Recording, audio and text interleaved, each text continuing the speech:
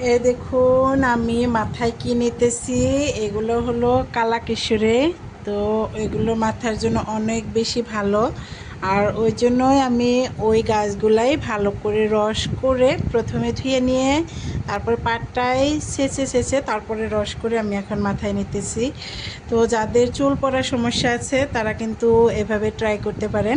আমার অনেক বেশি চুল পড়ে, অনেক দিনই হলো। তো মাঝে মধ্যে দেওয়ার ট্রাই করি।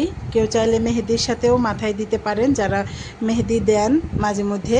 তো আমি আগে পরে মেহেদির সাথেই দিয়েছি, কিন্তু এখন আমার কাছে মেহেদি নাই এই সময়। আর ওই জন্য ভাবলাম যেহেতু এটা আছে তো এটাই দেই। হেয়ার কেয়ার তো সব কিছু দিয়ে, অনেক কিছু দিয়েই করা যায়, তো যেটার মধ্যে আর কি লাভ হয়। আর এই তো এভাবেই আমি এখন এগুলো দিচ্ছি। আর কালাকিশোরা যারা না চিনেন তাদের জন্য একটা ফটো শেয়ার করে দেবনি, চাইলে আপনারা দিতে পারেন। এই তো কালাকিশোরা, এই ছোট ছোট সাদা সাদা ফুল ধরে। তো আমি আরও দেখাইতেছি, বলো। এই তো তো এগুলোই হলো কালাকিশোরা গাছ। এগুলো চুলের জন্য অনেক উপকারী একটা গাছ।